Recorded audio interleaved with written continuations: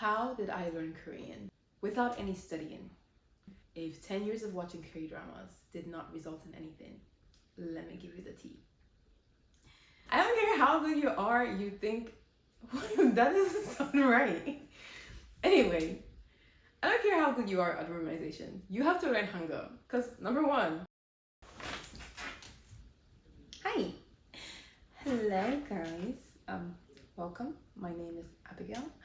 And in this video, I'm going to be explaining how I learned Korean without any teacher, no formal education, basically without any studying. So first I'm going to explain my background with the Korean language. Then I'm going to give you guys some tips that I think really helped me go from a very beginner to intermediate level in about a year of no studying. And I'm also going to describe my learning journey from this way forward. So first things first. My first exposure to the Korean language was about 10 years ago. So in 2020, I had decided that I was gonna learn Korean, but then I decided to study Korean by myself. And like any other person on the internet, I went on a deep dive of how to learn Korean by yourself. And the precious teachers of YouTube came to my rescue. But so I started by learning Hangul, like everyone should. And I used Korean Onni's Hangul playlist to learn Hangul. And that's my first tip for you guys. So if you're learning Korean or you're learning any language, just learn the characters in which the language is written. So if you're learning Korean, you have to learn Hangul. So if you think you're like the god of romanization, that will literally only get you so far. Like I don't care how good you are, you think I don't care how good you are, you think that doesn't sound right. Anyway, I don't care how good you are at romanization. You have to learn Hangul. So after I learned Hangul, I started watching Talk to Me in Korean podcasts. Oh, listening, not really watching. You can watch their videos. They have a lot of helpful videos on YouTube. The website is called Talk to Me in Korean. I will link their YouTube channel down below, and I'll also link the Korean Onni's playlist down below if you guys want to check it out. But those two resources really helped me, get started with my Korean learning journey. They did not help me really improve just because I didn't spend a lot of time on them. But Talk to Me in Korean is an incredible resource that I recommend to anyone learning Korean. I know their podcast just went paid like a few months ago. I'm sorry. I would also recommend How to Study Korean website. I think they do a very good job explaining the grammar rules and everything. So I listened to podcasts with Talk to Me in Korean, and I would listen to like a podcast every 2 weeks. So that didn't really help me because I want to introduce people to the method that I use to study Korean with zero money, all free resources, and guess what? No studying. I know, I didn't think it was possible too. So I've been watching K-dramas for a long time. I've been consuming Korean content for a long time. I didn't learn. I don't know why my brain was like blocked or whatever. I just didn't learn Korean. I knew basic stuff like 안녕하세요, 감사합니다. That's about it. But consuming Korean content did not help me learn Korean. I also studied abroad in Korea for 6 months, for a semester, but I stayed there for 6 months. And you would think, like, being in a country that speaks the language that you want to learn for 6 months will really propel you to want to learn the language, and you would be like improving for like the 6 months. No. You know what happened? I was too embarrassed to speak Korean. So guess what? I didn't learn a lot. I learned like 10% of the Korean I know now, I learned in Korea. And which is basically what led me to use the method I use to study Korean because I just didn't want to study, you know? I had just graduated from college. I didn't want to like study something else. I just finished 4 years of studying. So I just didn't want to study. So I was like, what is the easiest way to learn Korean? Or what is the easiest way to keep up with all the Korean that I had acquired from Korea while living there? It led me to this method of studying Korean. So what I did was output-based learning. So what is output-based learning? Output-based learning is when you use things such as writing and speaking to learn something rather than like a language, rather than just listening and consuming, right? So what I use is what I'm gonna call the HelloTech method because I used HelloTalk to do output-based learning. But you can use a friend, you can use a teacher, you can use another app that's not HelloTalk because I found that a lot of people don't like HelloTalk. For me, I use HelloTalk because it was the most convenient app that I had used. I've tried a lot of different language exchange apps, but I just personally don't like them.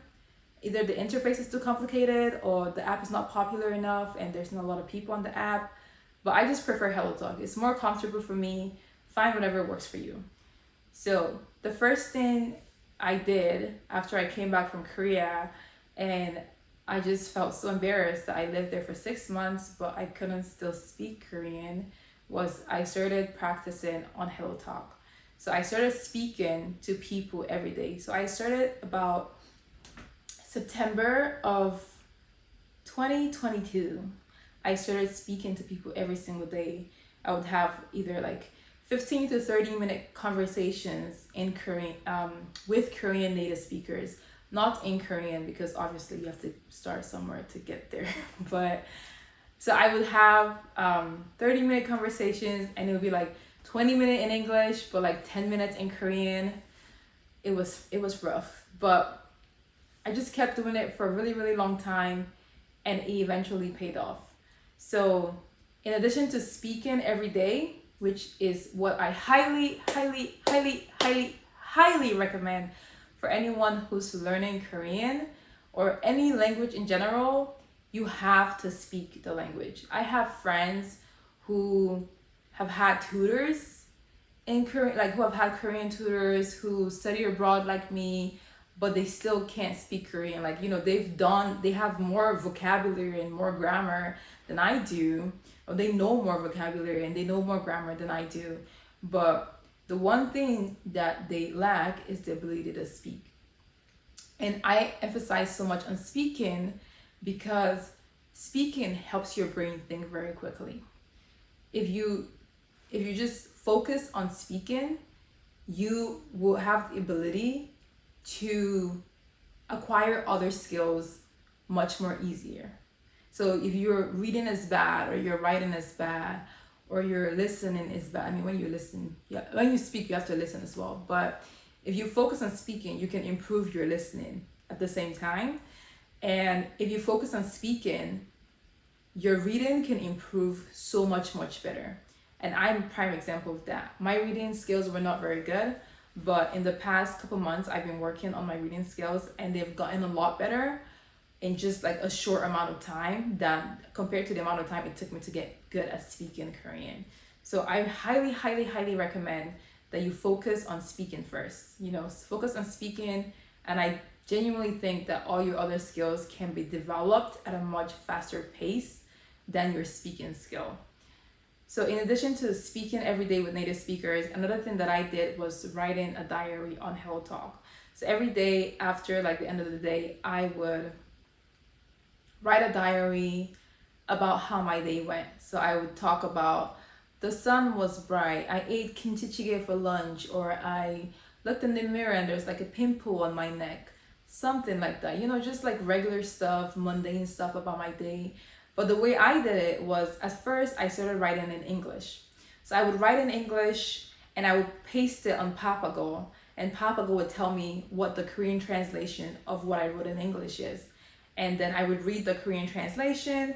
I would take the English translation, the Korean translation, and I will copy both of them and I will post both of them on Hello Talk, and I will ask for corrections, like please correct me.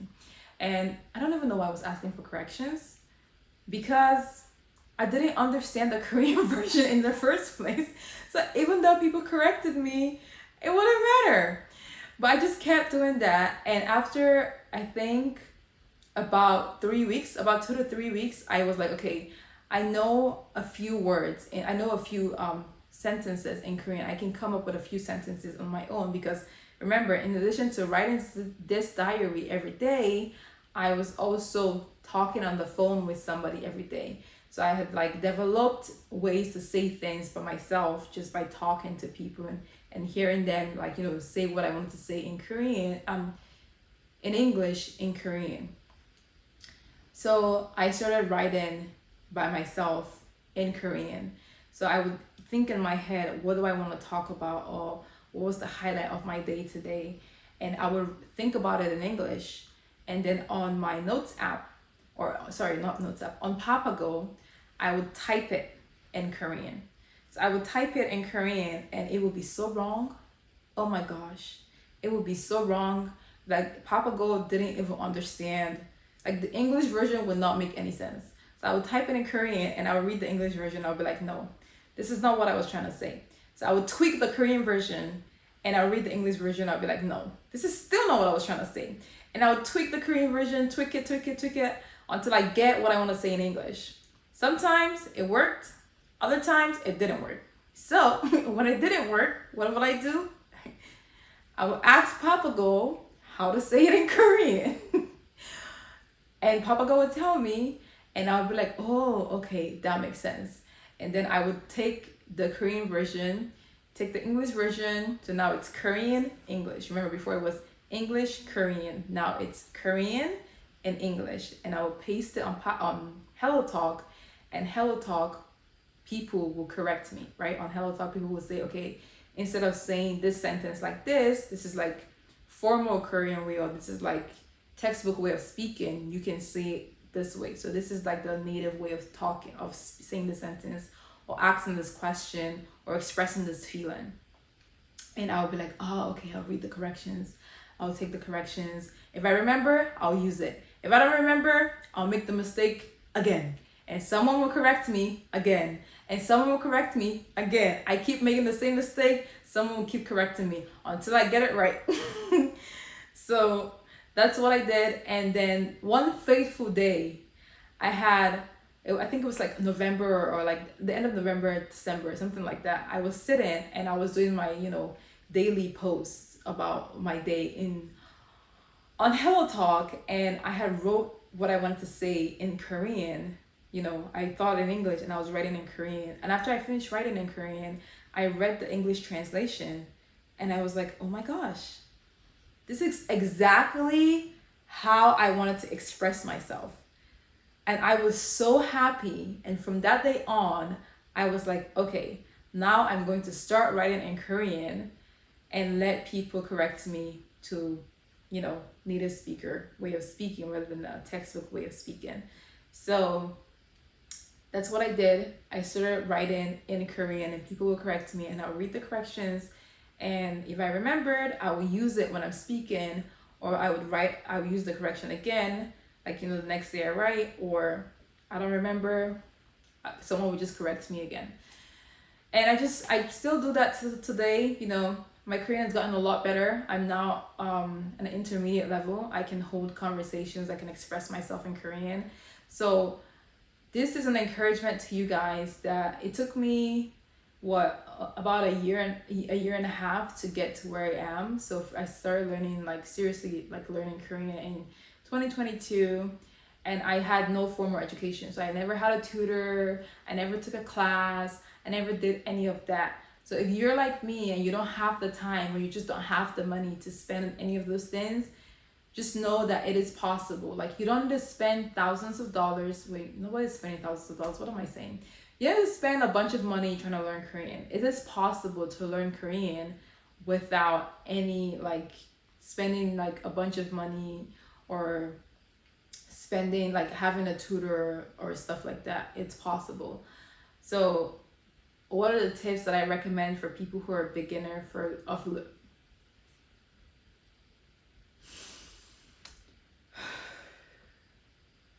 what are the tips that I recommend for beginner learners? So, I know you've heard it a million times, and I'm gonna say it again. You need to learn Hangul. You need to learn Hangul.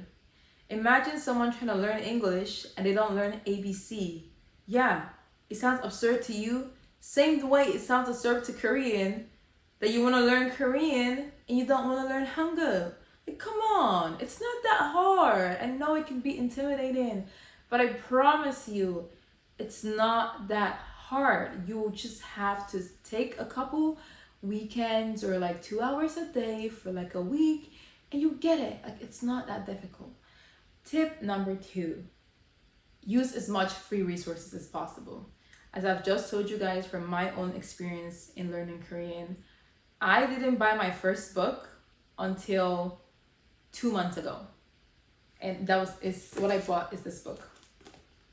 It's called Generation Gap, and basically it's a bunch of short stories in Korean, and then you answer questions about the stories, and it's all in Korean.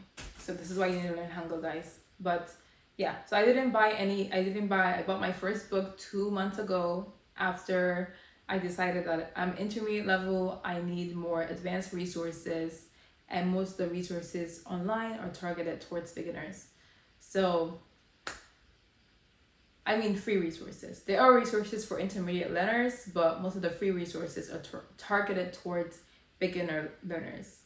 I'm not very good at studying languages, but I think I'm quite okay at acquiring languages, which anybody would be, but it's been a struggle going, like, now I'm an intermediate level and I want to advance, but I feel really stuck because I feel like I'm not learning enough.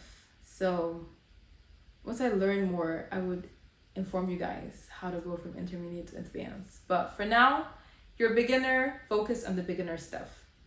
Learn Hangul, use all the free resources available. I'm gonna link them in the description. Tip number 3, enjoy learning Korean. If you're a beginner, this is not the time to be stressing about all the difficult stuff. Oh, I should try to watch the Korean news. I should try to watch this. No, like, this is not the time. Just remember, why did you start learning Korean? Maybe you want to watch K-drama. Maybe you want to listen to, like, really understand K-pop. Maybe you want to, like, understand your favorite, like, idols live or something. But you have to remember, keep it fun. If something is fun, the likelihood that you're gonna keep doing it is very, very high. The moment something becomes a chore, a task that you have to do, the likelihood that you're gonna keep doing it drops. So keep the learning fun. Watch K-dramas, translate your favorite idols' music. Translate the music that you like. You know, do things that you enjoy. But don't forget, instead of focusing solely on input-based learning, we have to also focus on output-based learning. We have to speak. We have to write. So reading is good, listening is good, all that is good stuff. But we have to speak, we have to write. We have to get our brain thinking in the language that we're learning. We have to get our brain thinking in Korean. If you found it helpful, please like the video. If you have any questions, leave a comment down below. If you have any ideas for my next video, leave a comment down below about what video you want me to make next. 안녕히 계세요.